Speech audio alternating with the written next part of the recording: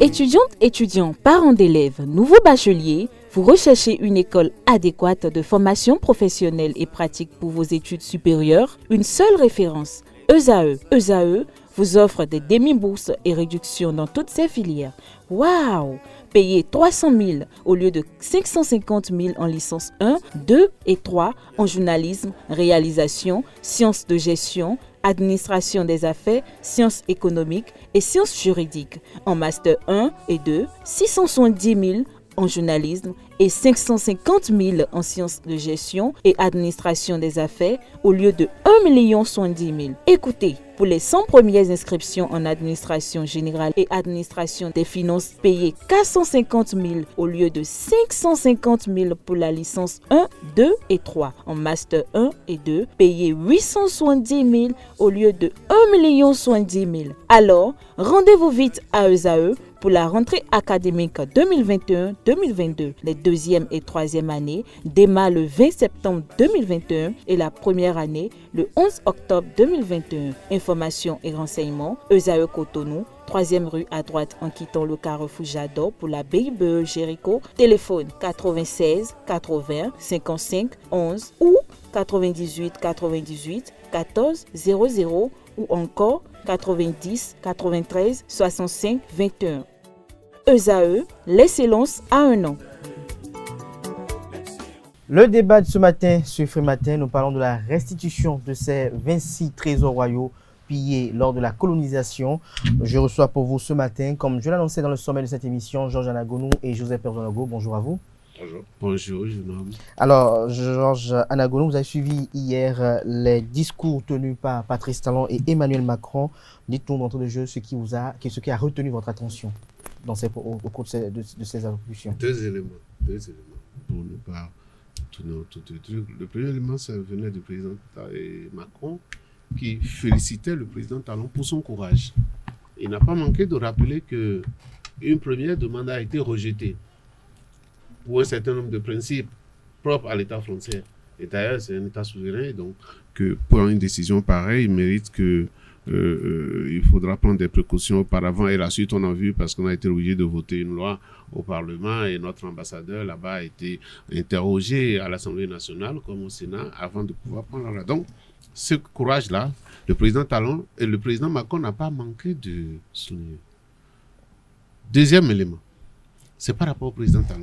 Vous savez, pour avoir fait la lutte qu'il a faite jusque-là, pour avoir eu le courage de quitter les règles de la diplomatie, des termes diplomatiques, de quitter cela, de ne pas avoir un langage policier et d'aller directement dire ce que vous nous avez pris, vous devez nous les rendre.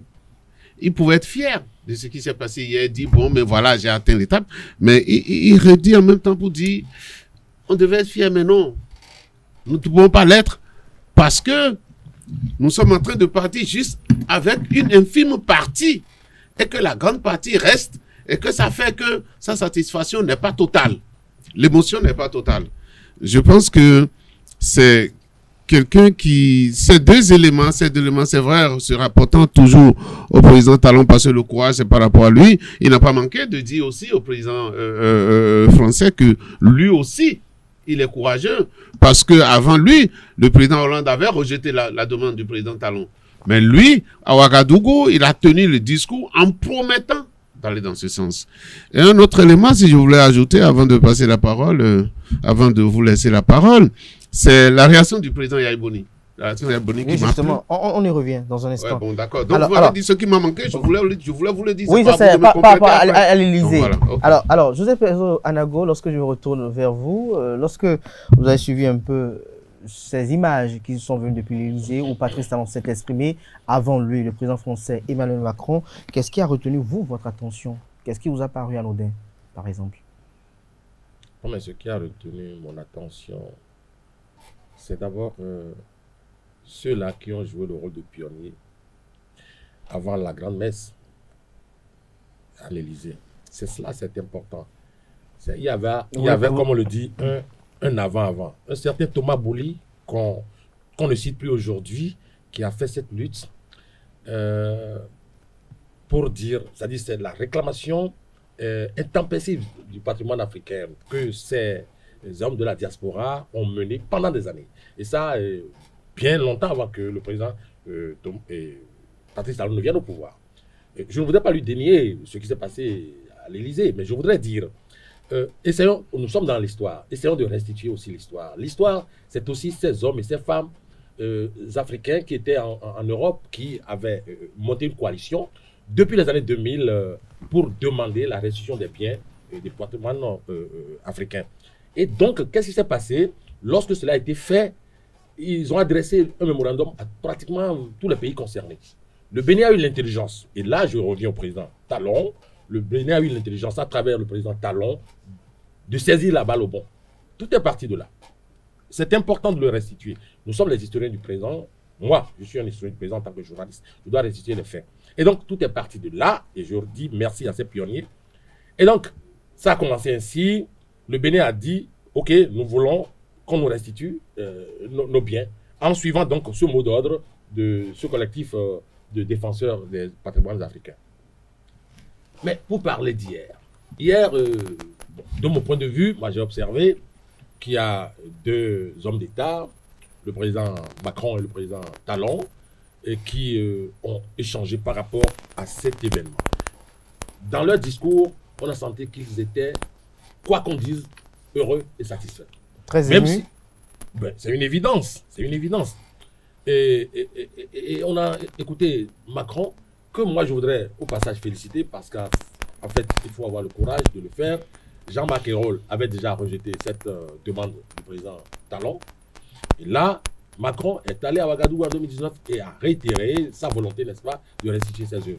C'est qui est une bonne chose. Le président Talon est resté droit dans ses bottes et a tenu à ce que ses œuvres soient restituées. 26 sur les milliers, c'est déjà un gros effort. Et qui sera poursuivi, je l'estime, par d'autres. Je ne voudrais pas continuer par dire que j'ai peur maintenant de la suite, puisqu'il faut reconnaître qu'en 2001, à côté, on était loin de la colonisation, on était loin de la guerre coloniale. En 2001, il y a le sabre royal, qui est perdu, ou à Abomey, conservé pourtant. C'est parti, on ne l'a plus jamais retrouvé. C'est un sabre de commandement. En 2001, si déjà en 2001, nous pouvons nous offrir ce genre de scène, moi j'ai beaucoup peur de... Les inquiétudes par rapport à la conservation de ce trésor-là. Alors, on y revient dans un instant. Georges Anagono, vous avez suivi tout à l'heure Père Donago, qui estime qu'on ne doit pas totalement consacrer le gain politique de cette restitution au président Patrice Talon, parce qu'entre-temps, il y a eu plusieurs associations de la diaspora qui ont effectué des actions visant à ce que la France puisse restituer aux pays africains leur patrimoine pillé lors de la colonisation. En fait, ce qu'il faut faire, d'abord, premièrement, je vous ai dit, il y en a qui n'aiment pas durer dans le bonheur.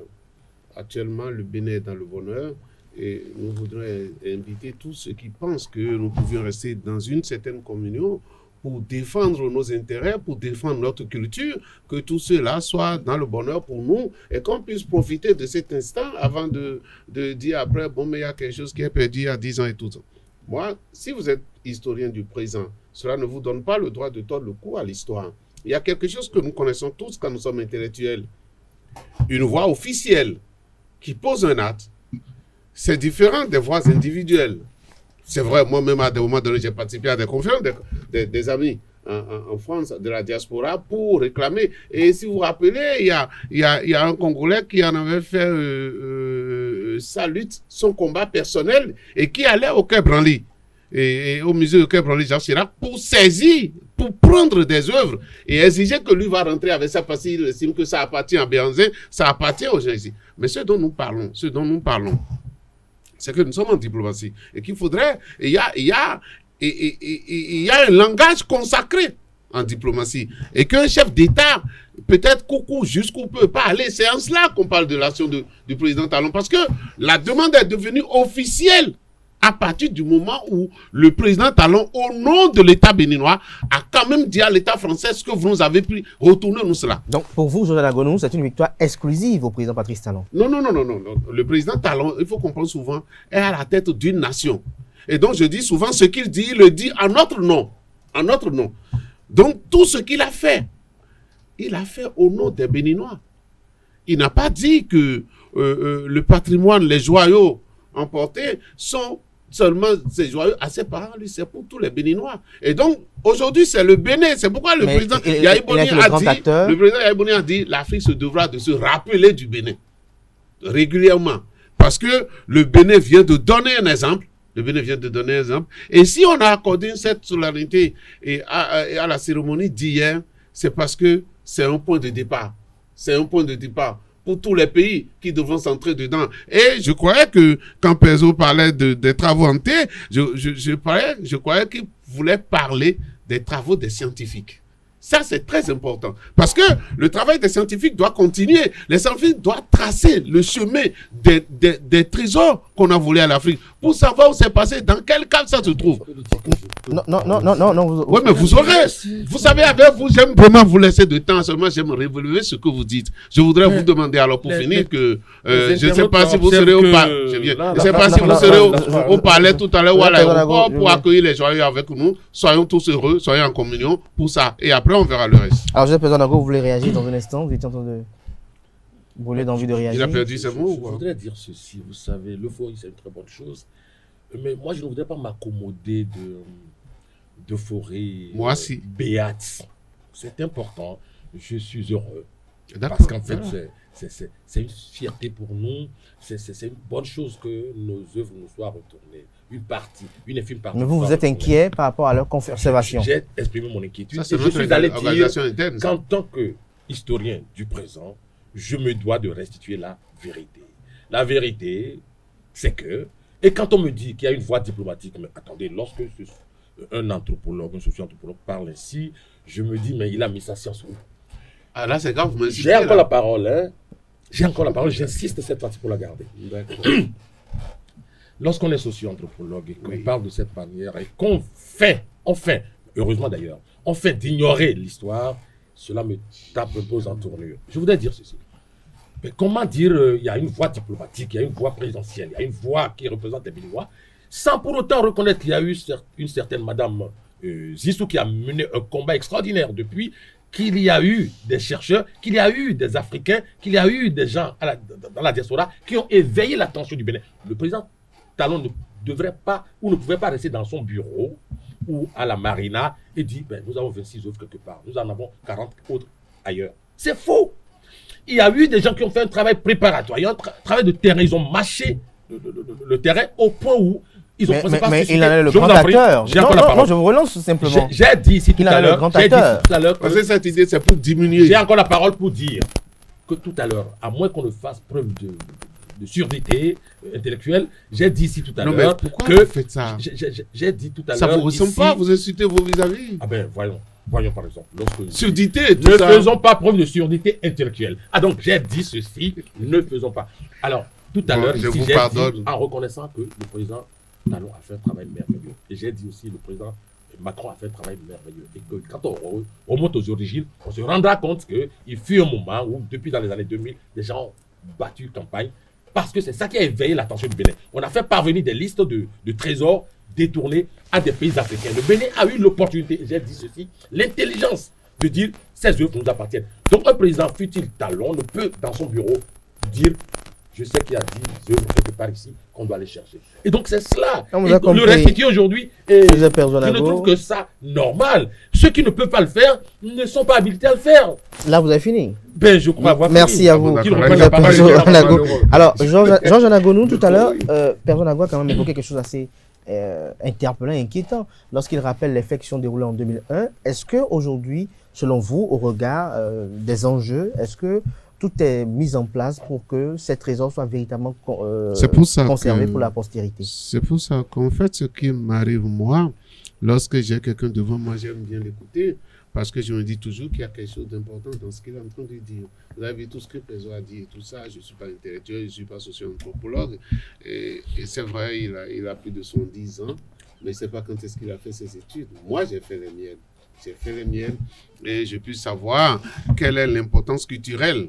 Et ce n'est pas seulement le matériel. Et Perzo, vous allez être un peu plus sérieux? On peut y aller? Oui, d'accord. Donc, même à votre enfant, quand vous lui dites et il n'est pas intellectuel, c'est pas bien. C'est pas bien de le dire sur un plateau de télé parce que il y a des enfants qui nous écoutent. Vous savez, Par rapport à ma question, oui. vous savez, je vous ai dit que moi, dans mes cours de culture matérielle, d'accord, qu'il nous manquait de matériel pour faire ce cours-là. Parce que la culture matérielle, ça permet de connaître l'histoire des gens et c'est ce que les ethnologues font tout le temps à partir des objets qu'ils utilisent. D'accord? Et que lorsqu'on va au musée d'Abomey, il manque plein d'éléments. Et vous parlez de ceux qui ont revendiqué, les tenants des musées de nos pays ont toujours revendiqué que nous avons des objets qui sont ailleurs. Ça, c'est pas... Moi, j'ai juste parlé de... Oui, mais pas par rapport à leur conservation. C'est ça que je dis qu'il faudrait que... Parce qu'une chose est qu'on rapatrie les œuvres, mais une chose est qu'elles soient bien conservées pour que dans 200 ans, au Bénin, on puisse retrouver encore ces œuvres-là dans des musées au Bénin. Je pourrais avoir les mêmes inquiétudes que vous pour dire, comme on le dit souvent, ce qui nous appartient, d'autres l'ont bien gardé que nous n'allons pas bien garder. C'est pourquoi je voudrais que le président soit dans le présent et qu'il lise, même s'il est farouchement opposé au régime actuel, qu'il lise quand même les programmes du régime actuel. Parce que il y a près de 5 musées qui sont en construction, d'accord? C'est un programme global que le gouvernement a élaboré. Il y a près de 5... C'est pourquoi les joyaux vont faire près de 2 mois au palais de la République, à la présidence de la République. Parce que le temps de finir le musée de Ouidah qui va accueillir, cela veut dire qu'il y a tout un programme et pas nous seuls. Le président Macron l'a dit, il y a échange scientifique entre les deux pays. Cela veut dire que ces joyaux-là qui sont partis, en réalité, ça pouvait appartenir au patrimoine mondial. C'est pas pour d'accord? Ça appartient au patrimoine mondial. C'est pas pour eux. Bon, d'accord. Donc, ça, j'ai cru que vous avez oublié ça. Je vous rappelle ça. Ça appartient au patrimoine. Et quand vous savez que ça appartient au patrimoine mondial, c'est que l'UNESCO garde un œil sur le matériel rapatrié. Et les Français, l'État français va établir un projet avec l'État béninois pour que ces objets-là soient suivis.